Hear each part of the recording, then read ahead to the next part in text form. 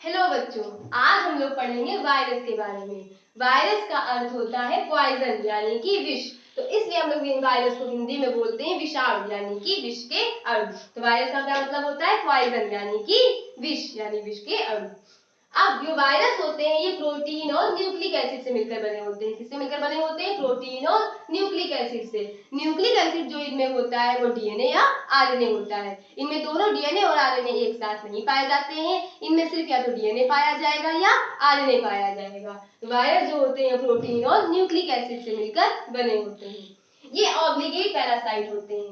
Obligate parasite का मतलब होता है अविकल्पी परजीवी। मतलब ये अपने पोषक के शरीर से अपना पोषण प्राप्त करते हैं। ये होस्ट के अंदर जो है वो एक्टिव फॉर्म में रहेंगे और होस्ट के बाहर इनएक्टिव फॉर्म में रहते हैं। ठीक, फिर हम लोग देखते हैं वायरोलॉजी। वायरोलॉजी का मतलब होता है द स्टडी ऑफ वायरस। जिसके अंतर्गत हम वायरस की स्टडी करते हैं, वायरस का अध्ययन करते हैं, उसे हम वायरोलॉजी कहते हैं। तो वायरोलॉजी के अंतर्गत हम वायरस की स्टडी करते हैं। ठीक, अब हम लोग देखते हैं कुछ साइंटिस्ट के नेम जिन्होंने वायरस की खोज में जो है अपना श्रेय दिया। तो वायरस की खोज करने में जो है सबसे पहले हम देखते हैं एडवर्ड जेनर के बारे में। एडवर्ड जेनर जो थे वो एक अंग्रेज डॉक्टर थे। इन्होंने चेचक के टीके की खोज की थी। चेचक के टीके की खोज किसने की थी? एडवर्ड जेनर ने। इन्होंने क्या किया, उस काउपॉक्स के रोगी के फफोलों से तरल पदार्थ को निकाला और ऐसे रोगियों में जिनमें चेचक थी उन रोगियों के अंदर इन्होंने जो काउपॉक्स के रोगी के जो फफोलों से तरल पदार्थ को निकाला था उसे उन चेचक के रोगियों के अंदर इंजेक्ट कर दिया। और इससे क्या हुआ, जिनके अंदर चेचक थी वो चेचक के रोगी स्वस्थ हो गए। इससे इन्होंने जो है इनको श्रेय दिया गया चेचक के टीके की खोज करने का। तो चेचक के टीके की खोज किसने की? तो एडवर्ड जेनर ने की। ठीक, लेकिन तभी भी वायरस के बारे में इतना डिटेल में किसी को पता नहीं चल पाया। फिर कुछ समय बाद लुईस पाश्चर आए। लुईस पाश्चर जो थे इन्होंने क्या किया, इन्होंने रेबीज के टीके की खोज की थी। रेबीज के टीके की खोज की थी लुईस पाश्चर ने। इन्होंने क्या किया था कि एक बालक था जोसेफ मिस्टर, उस बालक को पागल कुत्ते ने काट लिया था। तो इन्होंने एक टीका तैयार किया और उस टीके को जैसे ही उस बालक के अंदर इंजेक्ट किया, वो जो उस बालक था जोसेफ मिस्टर, उसकी जान बच गई। वो जो है वो स्वस्थ हो गया। तो ये जो है रेबीज के टीके की खोज का श्रेय किसको जाता है? तो लुईस पाश्चर को जाता है। तो चेचक के टीके की खोज करने का श्रेय एडवर्ड जेनर को जाता है और रेबीज के टीके की खोज करने का श्रेय लुईस पाश्चर को जाता है। ठीक, लेकिन तब अभी भी कोई जो है वायरस के बारे में कभी भी कुछ पता नहीं चल पाया इतना डिटेल में। फिर क्या हुआ, एक साइंटिस्ट आए D Ivanovsky. Most important, D Ivanovsky.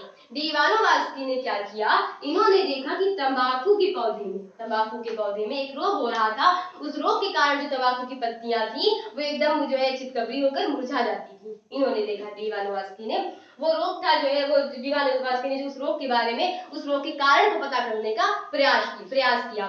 तो इन्होंने क्या किया, जो रोगीली पत्तियां थी तंबाकू की, उन तंबाकू की जो पत्तियों की जो है रोगीली पत्तियों के रस को निकाला।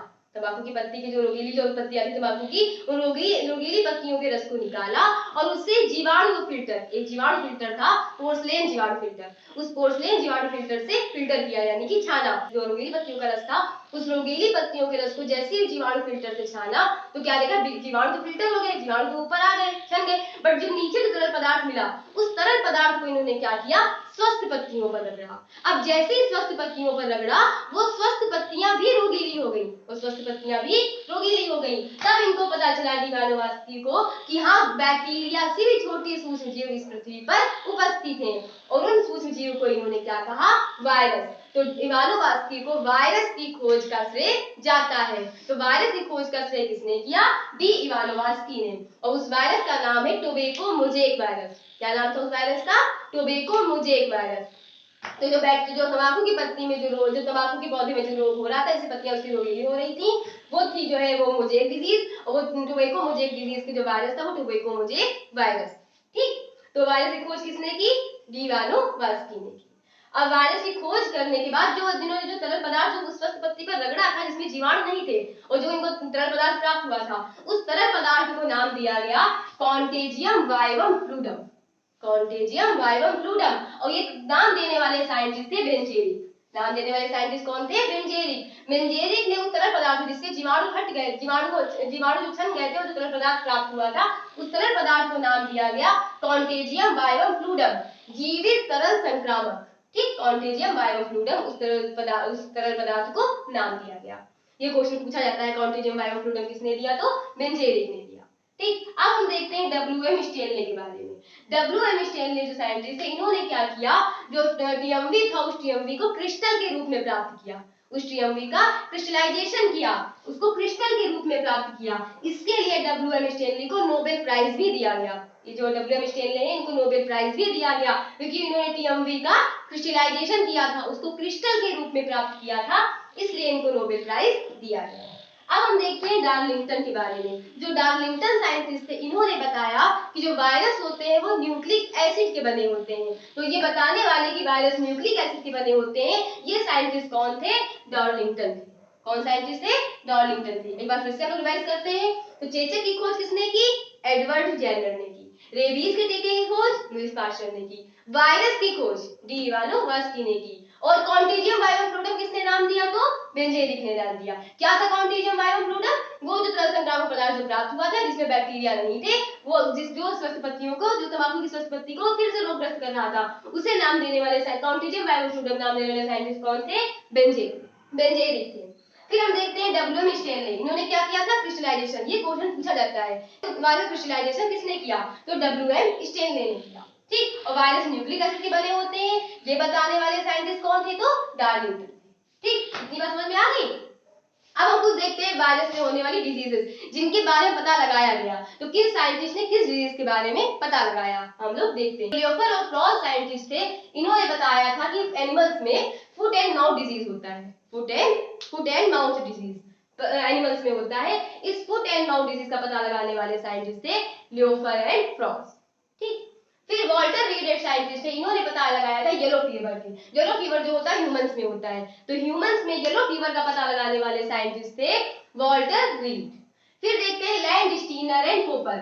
लैंडस्टीनर एंड होपर ने पोलियो वायरस का पता लगाया था। पोलियो वायरस का पता किसने लगाया था, लैंडस्टीनर एंड होपर ने लगाया था। ठीक, फिर हम लोग देखते हैं बैक्टीरियोफेज। बैक्टीरियोफेज जो है मोस्ट इंपॉर्टेंट। बैक्टीरियोफेज क्या होता है, बैक्टीरियोफेज को हिंदी में बोलते हैं बैक्टीरिया मतलब जीवाणु, फेज मतलब बच्ची, जीवाणु का भक्षण करने वाले यानी बैक्टीरियोफेज। तो बैक्टीरियोफेज जो होता है वो ऐसा वायरस है जो बैक्टीरिया के अंदर अपनी ग्रोथ साइकिल कंप्लीट करता है। बैक्टीरियोफेज बैक्टीरिया के अंदर अपनी ग्रोथ साइकिल कंप्लीट करता है, इसलिए इसको बैक्टीरियोफेज नाम दिया। और बैक्टीरियोफेज की खोज करने वाले साइंटिस्ट थे ट्वार्ट एंड डीहर्ले। ट्वार्ट एंड डीहर्ले ने किसकी खोज की थी, बैक्टीरियोफेज की खोज की थी। ये भी इंपॉर्टेंट है, ये सारे क्वेश्चन एग्जाम में हमारे पूछे जाते हैं, बहुत इंपॉर्टेंट है। तो बैक्टीरियोफेज की खोज किसने की थी, ट्वार्ट एंड डीहर्ले ने। ठीक, इतनी बात समझ में आई। तो हम लोग फिर से देखते हैं, वायरस का मतलब क्या होता है, पॉइजन यानी कि विष। ठीक, तो वायरस जो है न्यूक्लिक प्रोटीन और न्यूक्लिक एसिड के बने होते हैं। न्यूक्लिक एसिड DNA या RNA होगा। ये ऑब्लिगेट पैरासाइट होते हैं, इनकी स्टडी को वायरोलॉजी कहते हैं। ठीक, उसके बाद साइंटिस्ट के नेम हम लोग देख चुके हैं। तो अगर आप लोगों को इसमें से कोई दिक्कत हुई, कुछ ऐसा जो चीज ना समझ में आई हो, प्लीज आप लोग कमेंट करके बताइएगा। Thank you.